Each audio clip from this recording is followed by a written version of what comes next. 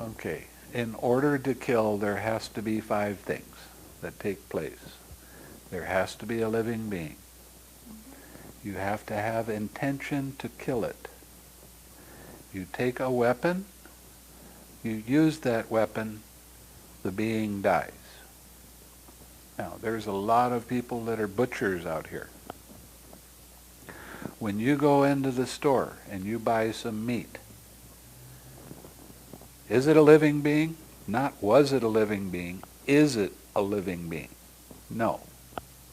Did you have intention to kill that living being? No. Did you take a weapon and use that weapon and the being die? No. So there's no wrongdoing in that.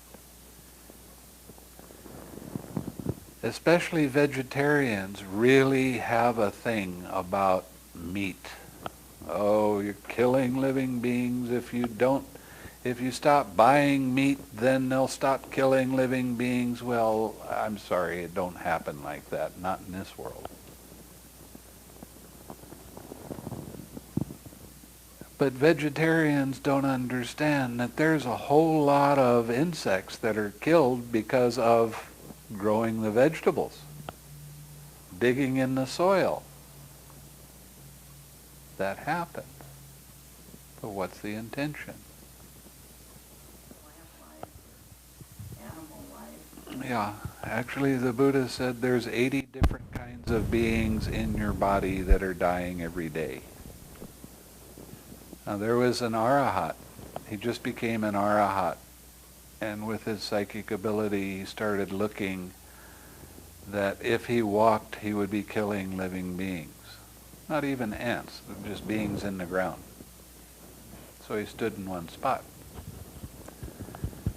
And then he saw that if he drank any water, he was killing living beings, so he stopped drinking water.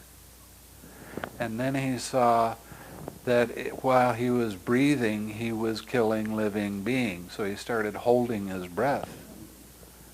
And the Buddha came around and said, "Monk, what are you doing?" And the monk told him. And the Buddha said, "You can't look at it that way. That's why you want to become an arahat, so you can get off this wheel of samsara and not have that kind of problem again."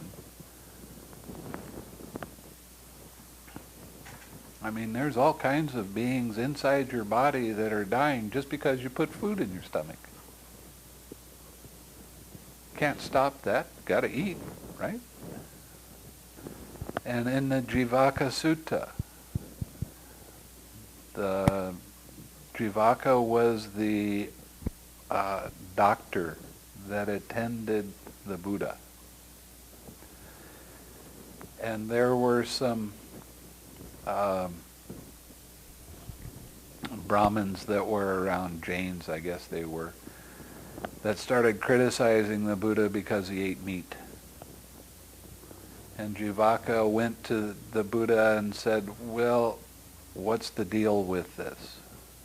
And the Buddha said, "Suppose there was a monk that was invited to somebody's house for a meal, and there was meat, and there was other curries and all of this other kind of stuff. Now, if he ate that with anything other than loving kindness in his mind, then he wasn't following the Buddha's teaching."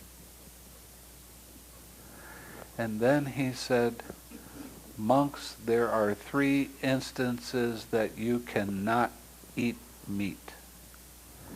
If you see that being being killed, if you hear them cry out while they're being killed, or if you suspect they're killed directly for you." Okay? People want to give me shellfish. They want to give me lobster because they think it's a great meal. I can't eat that. I suspect that it's killed for me.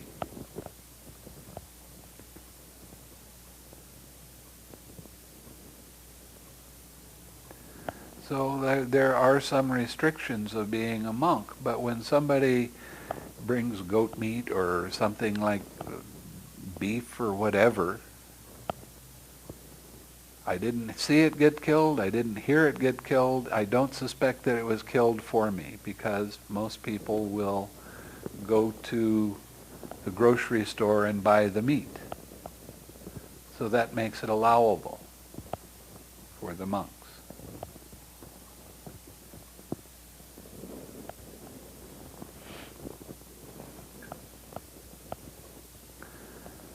I had a German student that came,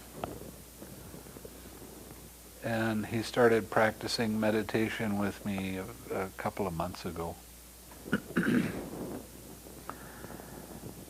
And somebody told him he wanted him to go out and pull weeds. And he wouldn't do it. He said, "I'm breaking the precept of killing." It took me almost 2 weeks to convince him that the Buddha didn't say anything about grass or plants. He didn't say anything about that. It was sentient beings. I told him he couldn't eat any food.